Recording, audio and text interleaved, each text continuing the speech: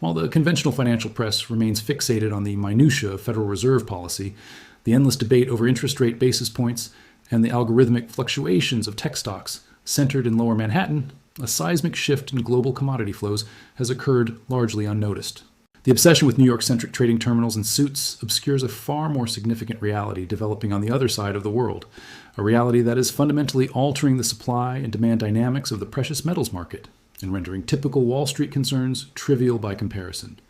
For several months, market analysts have observed unmistakable signs of severe tightening within the global silver supply chain. This tension manifested as escalating premiums and a sustained, visible depletion of registered inventories across major exchanges. Yet, the identity of the primary accumulator, the whale responsible for this systematic drawdown, remained elusive. Initial speculation centered on massive state-backed buyers, potentially China, or perhaps a consortium of industrial hoarders preparing for future scarcity. That mystery has now been definitively resolved. The major market participant driving this unprecedented demand is neither a conventional hedge fund, a major technology corporation, nor even a sovereign central bank. It is the Republic of India. Newly released verified trade data reveals an import surge so statistically overwhelming that it necessitates an immediate reevaluation of established precious metal supply and demand models. Over the span of just the last 4 months, India has imported approximately $5.9 billion worth of silver. In the context of the relatively constrained global silver market, this figure is not merely a robust investment strategy. It represents what many experts are now characterizing as an effective hostile takeover of available supply. To fully grasp the magnitude of this acquisition spree, one must benchmark it against historical norms. During the period spanning 2013 to 2019, India's annual silver imports averaged approximately $1.5 billion across a full 12-month cycle. The current data indicates that the nation has acquired nearly $6 billion in just one-third of that time frame, representing a staggering 400% increase, a fourfold explosion in realized demand. Furthermore, this current activity surpasses the previous peak recorded in 2022, itself an already record-breaking year, by an additional 64%. This pattern is not reflective of a gradual market trend. Rather, it constitutes a step function change, a vertical spike, signaling a profound, nonlinear shift. It appears to be the collective, sudden decision of a massive economy to prioritize physical silver accumulation over retaining confidence in conventional fiat currencies. The implications of this monumental shift resonate far beyond the shores of Mumbai or New Delhi, directly impacting consumers and investors across the United States and Europe. Silver is fundamentally a global asset characterized by finite above-ground stockpiles. When a single entity engages in purchasing activity equivalent to 4 months of total global production within a single fiscal quarter, that physical supply is effectively sterilized, removed permanently from the accessible market liquidity. Crucially, this massive inflow into India is not sourced from new mining operations. It is being systematically drawn from existing Western infrastructure. The metal is being pulled directly from the London Bullion Market Association, LBMA, from the major refining centers in Switzerland, and ultimately from the registered warehouses that underpin the Comex futures market, signaling that India is actively draining the West. The critical detail, often overlooked by mainstream financial analysts, concerns the true nature of this demand. While conventional wisdom suggests these massive flows are merely the result of cultural demand, the oft-cited narrative of Indian grandmothers purchasing jewelry and anklets for festivals, this analysis fundamentally misrepresents the scale of the operation. One does not import $6 billion worth of silver in a 4-month window solely to satisfy the needs of the consumer jewelry market. This unprecedented volume serves as a clear signal of underlying industrial stockpiling and, more importantly, preemptive investment panic among regional industrialists. India is currently engaged in a rapid, large-scale modernization of its national grid infrastructure. Concurrently, the nation is aggressively pursuing the development of massive solar energy parks and expanding its domestic electronics manufacturing sector in a direct challenge to established global supply chains. These burgeoning industries exhibit an insatiable demand for silver, requiring it for critical components such as photovoltaic cells and high-performance electrical contacts. The leading Indian industrialists are demonstrating acute foresight. They are observing the same market indicators as independent analysts: persistent mining deficits, dwindling above-ground inventories, and escalating geopolitical tensions that threaten supply lines. Their decision is clear: to front-run the impending global shortage. They are willing to acquire the metal now, even at elevated prices nearing $90 or $94 per ounce, driven by the certainty that waiting 6 months might lead to complete unavailability or significantly higher scarcity premiums. This action is unequivocally defined as strategic accumulation. This thesis is robustly confirmed by the behavior of India's domestic financial markets. A close examination of the Nifty Metal Index, which tracks the performance of the nation's major metal and mining corporations, reveals its strongest start to the year since 2018. Crucially, the ratio of this metal index relative to the broader market performance has reached an 11-year apex. This divergence strongly indicates that sophisticated capital in India is executing a significant rotation, divesting from general equities and redirecting capital toward tangible, hard assets. They are effectively liquidating paper promises in favor of physical reality. This macro rotation is of epic global proportions. Given India's immense economic footprint, its shift in investment strategy sends tremors through the entire global commodity ecosystem. The international silver market is already operating under a structural deficit, consuming more ounces annually than are extracted from the earth. For years, this gap has been artificially bridged by drawing down finite above-ground stockpiles. However, the entrance of a single aggressive buyer wielding a checkbook totaling $6 billion effectively eliminates this crucial market buffer, wiping out the surplus entirely. This strategic buying pattern precisely explains the current resilience of the silver price. Every dip is immediately met with overwhelming buying pressure. It elucidates why major Western financial institutions have been unable to execute sustained price suppression. Whenever the price momentarily retreats in liquidity centers like New York or London, Indian industrial buyers perceive this as an immediate discount opportunity. They step in forcefully, sweeping the floor and functioning as the effective put option under the entire market structure. While Western banks attempt to engage in high-stakes paper poker, India is playing a game of relentless physical acquisition, grabbing every available ounce on the table. This staggering 400% spike in imports acts as the ultimate smoking gun. It irrefutably proves that the current price appreciation is not merely speculative froth generated by leverage, but is fundamentally driven by physical delivery. While paper markets are susceptible to manipulation through the creation of infinite derivative contracts, a customs report cannot be fabricated. One cannot fake the movement of $6 billion worth of physical metal crossing an international border.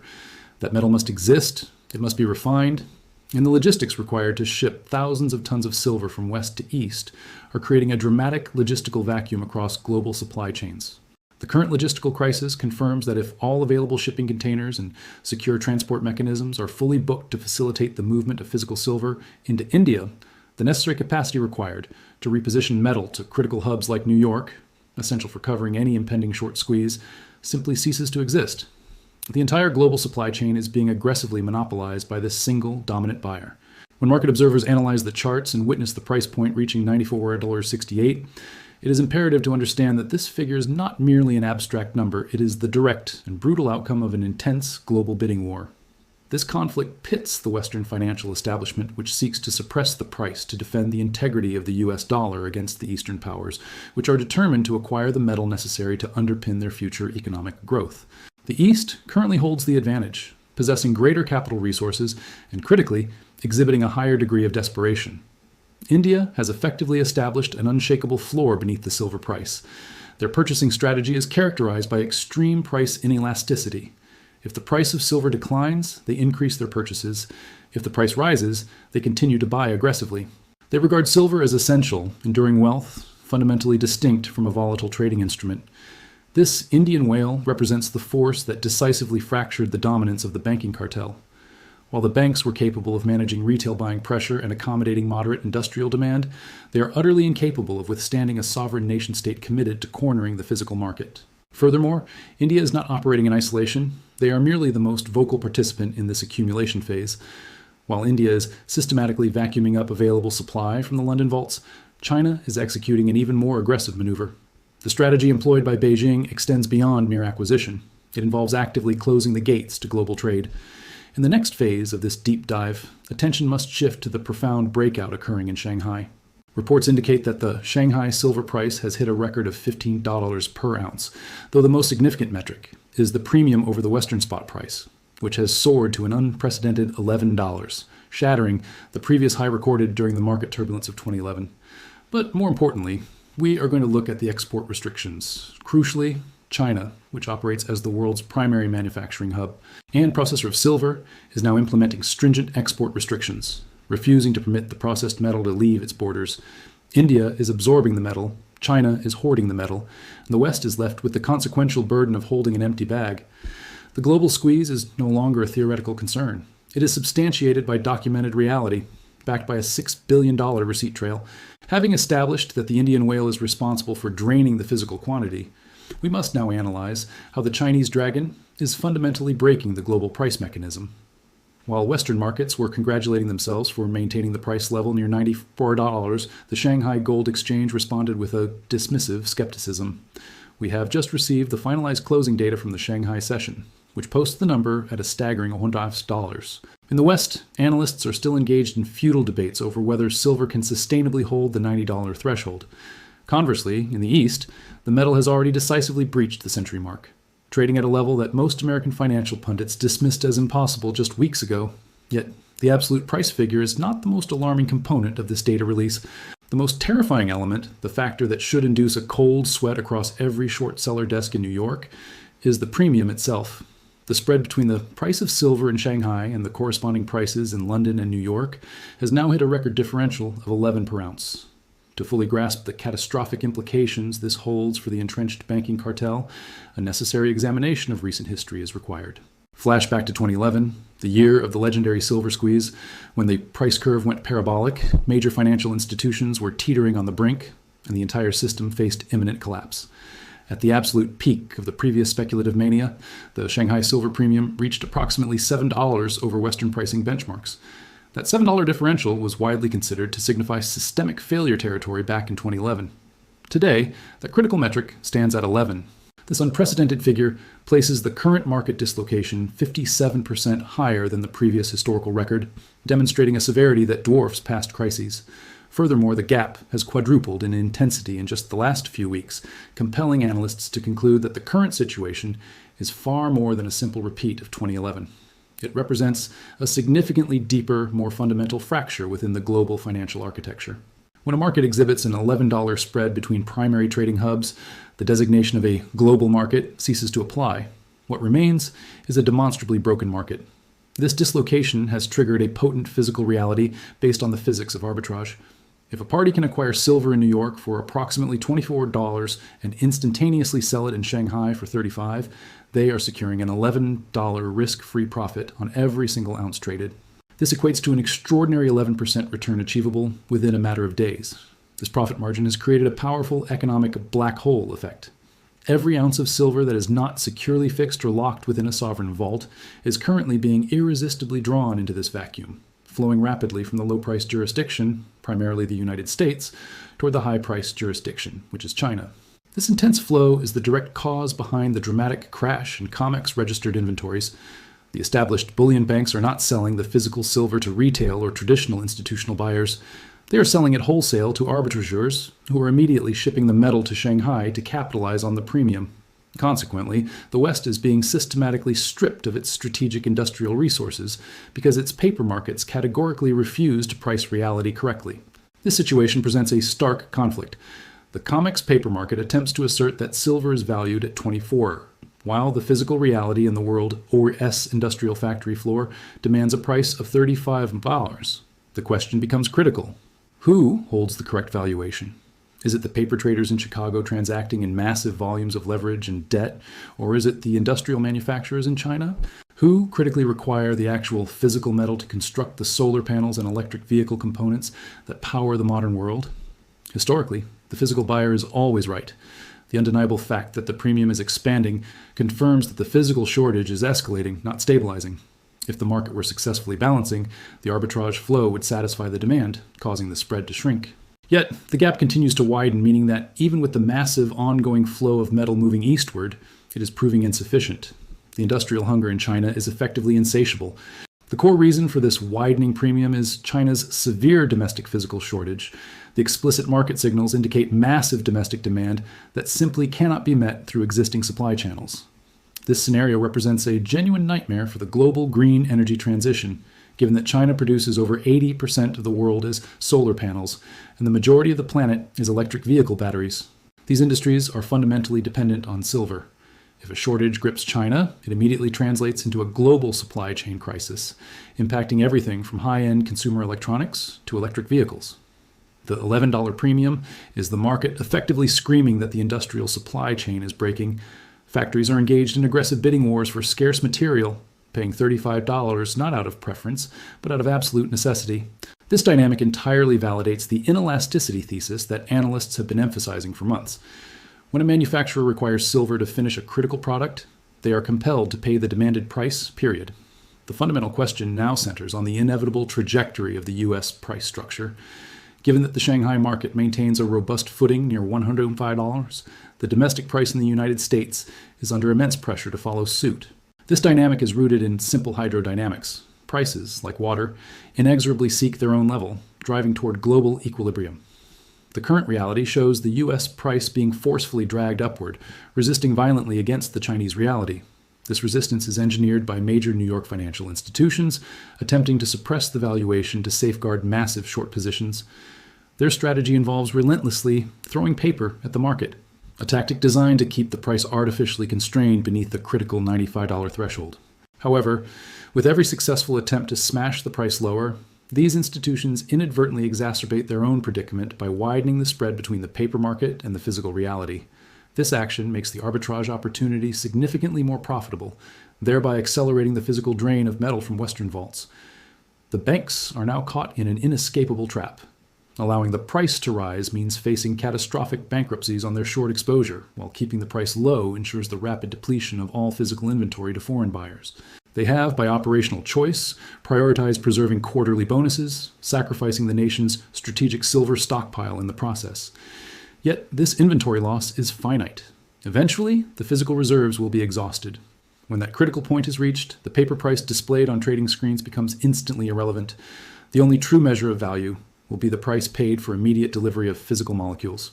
That clearing price, currently pegged near $105, exposes the $94 quote seen by investors as a mere ghost price, a legacy number representing a contract increasingly likely to be dishonored.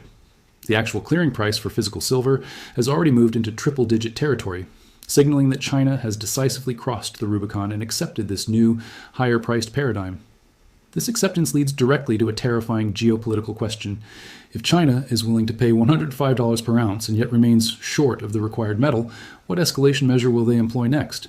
Will they continue conventional buying strategies, or are they poised to take more drastic structural action?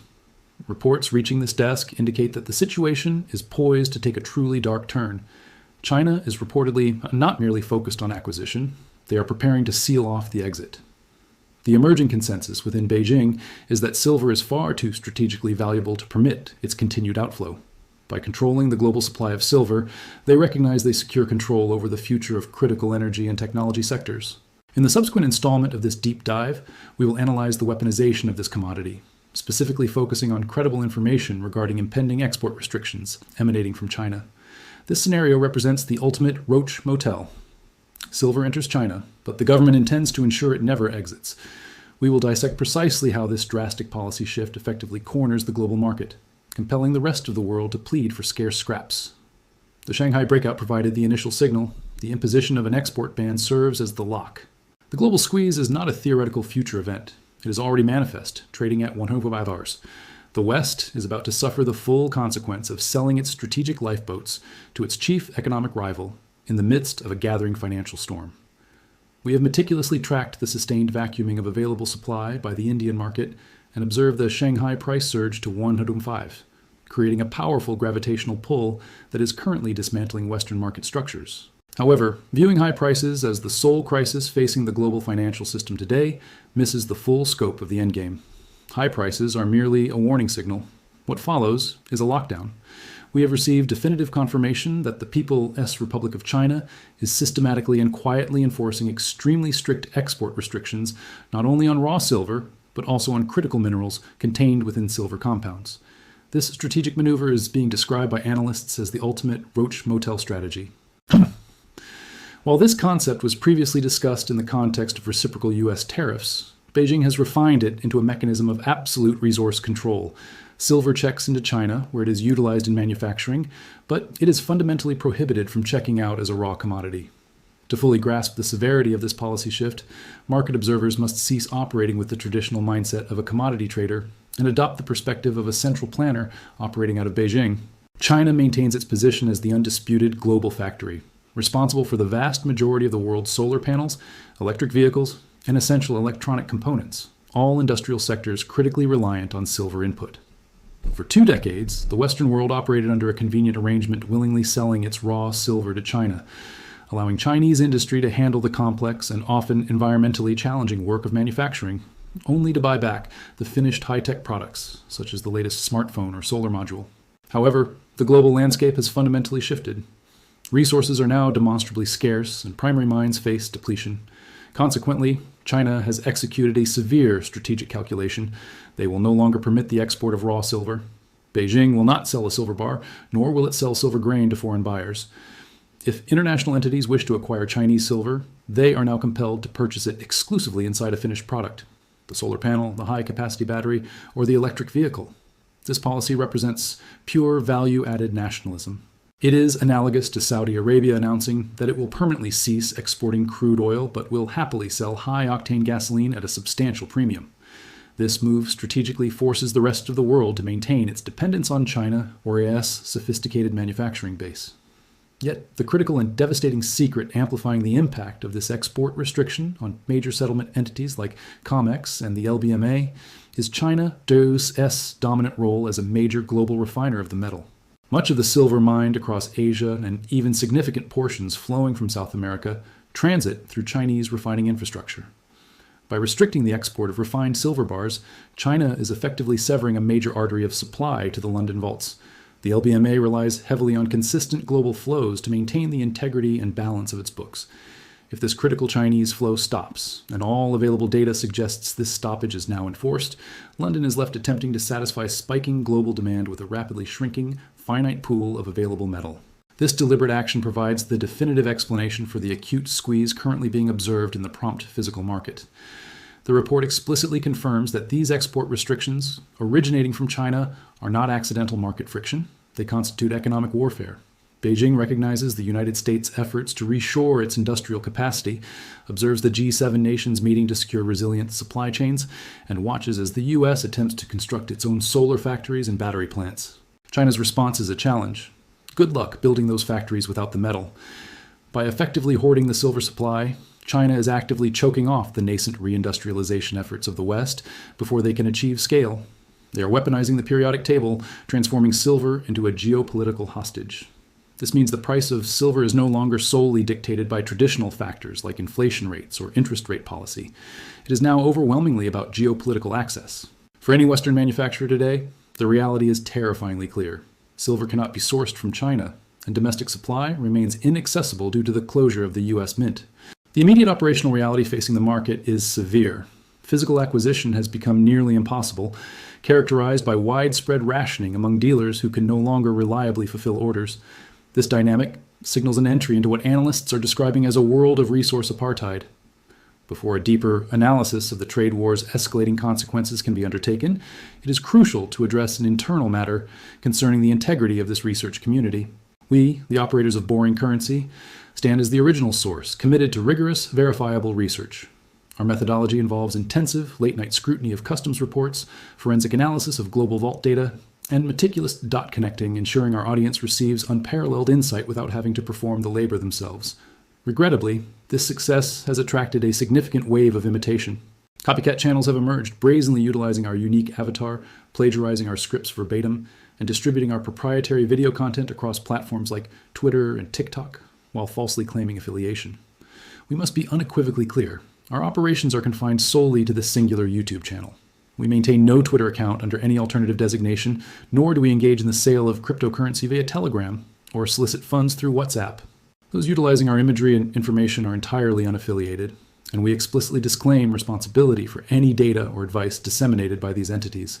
They are, quite simply, lazy imitators, attempting to harvest the rewards without investing in the foundational research. Our commitment to providing deeply researched, verified information reflects our respect for the audience's time and intelligence. Therefore, if the value of our deep dives, forensic data, and late-night investigative efforts is appreciated, we urge the community to help safeguard the integrity of this platform. A simple action is requested. Navigate to the comments section immediately and affirm your loyalty by typing "staying with the original." This action helps signal the algorithm toward authentic analysis, rejecting the cheap imitation. We read every response and deeply value this commitment. Returning now to the core issue, The implications of China effectively locking its gates through export restrictions are profound, particularly for the price dynamics of silver in Western markets. Should the West be unable to secure imports from the East, it becomes wholly dependent upon domestic production capabilities. However, established metrics confirm that the United States is a significant net importer, consuming substantially more silver than it mines. The current supply gap relies heavily on partners like Mexico, Peru, and critically China. If China definitively exits the chat, the existing supply deficit within the United States will catastrophically expand. This crisis mandates a scenario where the price in the U.S. must surge dramatically, high enough to successfully attract metal supplies from alternative jurisdictions. Specifically, the price must elevate sufficiently to convince a supplier in Mexico to divert their metal to the New York market rather than the more lucrative Shanghai exchange. We previously noted the Shanghai magnet dynamic. If Shanghai is currently offering $15 and New York is sitting at $94, the incentive is non-existent. To compete, New York must escalate its bid, potentially needing to rise to $110 or whatever price is necessary to decisively outbid China. This is not mere market correction. It is a desperate bidding war for the remaining available calories on the global dinner table. These export restrictions constitute the final decisive nail in the coffin of the unified global spot price mechanism. The inevitable outcome is a severely fragmented market where silver commands distinct non-fungible prices. One rate in Shanghai, a second in London, and a third in New York. Amidst this anticipated chaos, the physical holder of the metal emerges as the clear victor, possessing the universal key. An ounce of physical silver remains equally valid and valuable, whether presented in Shanghai, New York, or Mumbai. The inherent value proposition of physical silver is its unique ability to circumvent geopolitical friction. It stands as the singular asset class that effectively transcends international borders, punitive tariffs, and explicit trade bans. Unlike a paper contract, which remains inextricably bound to the jurisdiction of its issuance, the physical coin or bar travels seamlessly with the holder. This reality is acutely understood by major global powers, particularly Beijing. This strategic awareness explains the calculated policy of the People's Republic of China, which is currently restricting the export of physical bars, deliberately retaining this concentrated form of wealth within its domestic economy. The current phase, characterized as the weaponization of silver, marks the definitive moment when the pretense of a free, unmanipulated market is abandoned. Governments are now openly engaged in a direct, zero-sum fight for the physical control of this critical resource. In the subsequent phase of this deep investigative analysis, attention must pivot to the escalating global trade conflict. Current intelligence indicates a rapid escalation of tensions between the United States and the European Union. Concurrently, the financial markets are flashing unmistakable warning signs. The Nifty Metal Index in India has recently achieved a significant breakout, reaching an 11-year high when measured relative to the broader stock market. This pivotal move functions as a clear, irrefutable signal that sophisticated, smart capital globally is executing a massive rotation out of traditional financial assets and into hard commodities.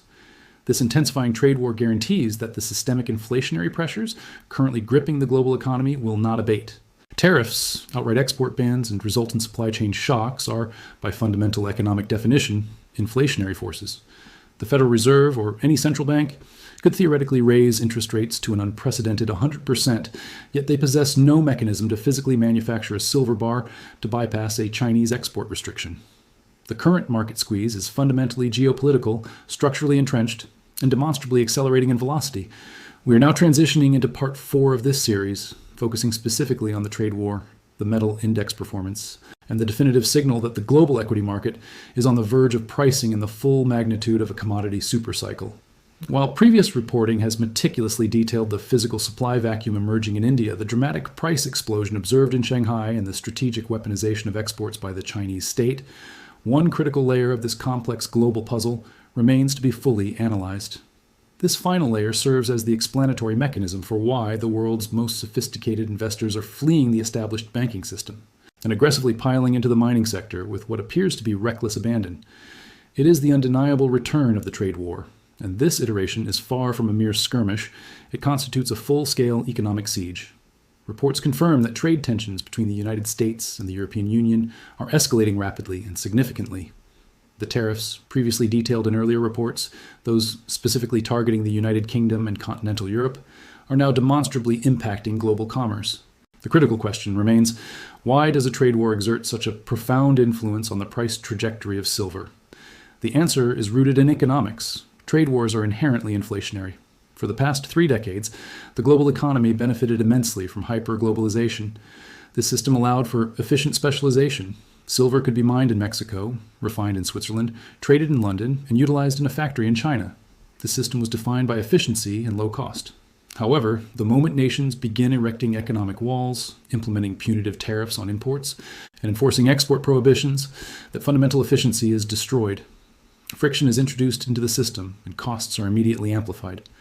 If a European refiner is unable to ship silver to the United States without incurring a significant penalty, the price of silver within the United States market must inevitably rise. This rising trade tension acts as the catalyst, the match that ignites the inflationary bonfire. It communicates a clear message to the market.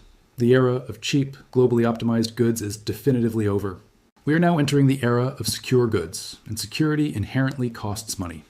Yet the most compelling and damning evidence suggesting that the global financial elite are fully cognizant of the impending structural shift is not found in any governmental press release or official statement, but rather it is found unequivocally in the behavior of the stock market. Specifically, the seismic shift is being tracked in a specialized financial chart that receives almost no scrutiny within the United States, yet is currently flashing an urgent warning sign akin to screaming fire in a crowded theater. This indicator is the Nifty Metal Index. For those unfamiliar with the dynamics of Asian equity markets, the Nifty serves as the definitive benchmark stock index of India, functionally equivalent to the S&P 500 in the American context. The Nifty Metal Index, in particular, meticulously tracks the performance of the major mining and metal-producing companies operating within the Indian economy.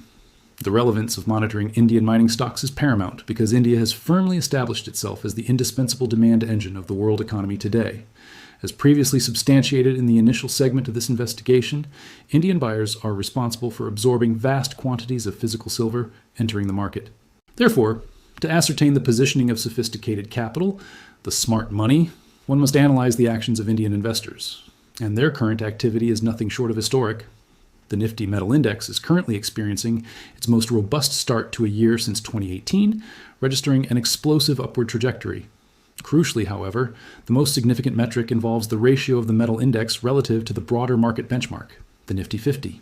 This ratio has just achieved its highest level in 11 years, a statistic that demands immediate interpretation. What this signifies is that for the preceding decade, general market equities, specifically technology companies, financial institutions, and consumer goods manufacturers, consistently outperformed commodity-related stocks. This period defined the era of the tech boom and the ascendancy of paper assets. But this definitive ratio breakout signals an undeniable regime change. It means that for the first time in over a decade, the miners are decisively outperforming the bankers. The foundational rocks are beating the intangible software. Capital is undergoing a profound and rapid rotation. The smart money anchored in the global south clearly perceives the impending inflation and anticipates severe supply shortages. Consequently, these investors are liquidating their general market holdings to aggressively accumulate mining stocks, positioning themselves squarely for the onset of a commodity supercycle. This financial maneuvering is the direct systemic equivalent of the physical hoarding phenomena detailed earlier. When investors demonstrate a preference for owning a steel mill or a silver mine over a stake in a bank or a software development firm, it transmits a clear message. The market is pricing in a future defined by scarcity, wagering that hard assets will constitute the only reliable safe haven in a world characterized by fracturing trade alliances and geopolitical instability. This structural rotation validates the core silver squeeze thesis from an entirely distinct and institutional angle. The silver squeeze is not merely the collective action of retail investors purchasing coins, it represents a fundamental structural rotation of global capital flows. If the Nifty Metal Index is breaking out so dramatically, it implies that the entire commodity complex, including copper, zinc, lead, and silver, is undergoing a comprehensive repricing. Furthermore, recalling the byproduct rule established in earlier analysis, the majority of silver production originates as a byproduct of lead and zinc mining operations. If the mining stocks are soaring, it directly implies that the market anticipates the intrinsic value of the materials they extract from the ground to skyrocket. This momentum creates a self-perpetuating feedback loop. The trade war generates inflation. Inflation compels investors to rotate into commodities.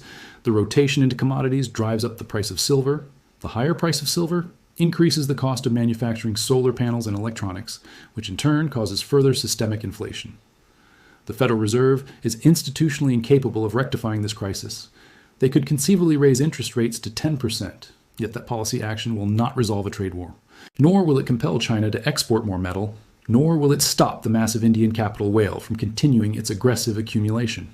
In fact, the reliance on higher interest rates might inadvertently serve to worsen the fundamental supply crisis. Elevated rates render it significantly more expensive to finance and build new mining infrastructure, ensuring that the physical supply of critical metals remains structurally constrained for a prolonged period. This dilemma illustrates the profound trap currently ensnaring central banking authorities globally. They are attempting to fight a systemic supply-side inferno using mechanisms designed only to suppress consumer demand, a clear analogy of deploying a demand-side water pistol against a massive industrial fire. The breakout observed in the Nifty Metal Index stands as the unequivocal canary in the coal mine, its sustained ascent singing a clear song of triple-digit commodity prices, a warning the U.S. market is finally beginning to internalize. We are now witnessing the aggressive awakening of U.S. mining stocks, while the silver price has surged, recently hitting $94.68 per ounce, fueled by this pervasive global anxiety. The ongoing trade war acts as the friction-generating heat, the systemic rotation out of paper assets provides the fuel, and silver is positioned as the rocket propelling this explosion. Analysts are observing the pronounced balkanization of price. In a trade war environment, the concept of a unified global price collapses. Instead, there is a distinct friendly price reserved for nations inside the U.S. alliance structure and an enemy price imposed upon those outside it. Yet, because silver is intrinsically money and the ultimate neutral asset, it flows inexorably to the highest bidder, irrespective of geopolitical alignment. Right now, the highest bidder is defined by the entity holding the biggest fear of inventory depletion. India is exhibiting intense fear, China is aggressively accumulating, and major U.S. dealers are showing signs of panic. This collective fear is the primary driver of the premium and the engine fueling the panic. As we head into the final phase of this deep dive, the confluence of factors defining the endgame is clear. We have the Indian whale draining the physical quantity, the Shanghai Breakout fundamentally rupturing the Western price structure, the China export ban locking the global supply gate, and the trade war lighting the fuse on persistent inflation. This convergence leaves the market at $94, staring directly at a price chart where traditional resistance has been utterly eliminated.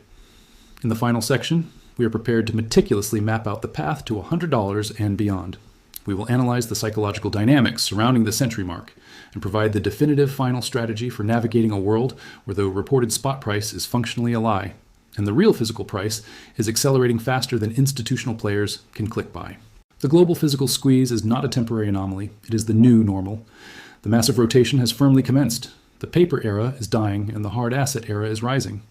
You are standing on the right side of this historical economic shift. We have arrived at the conclusion.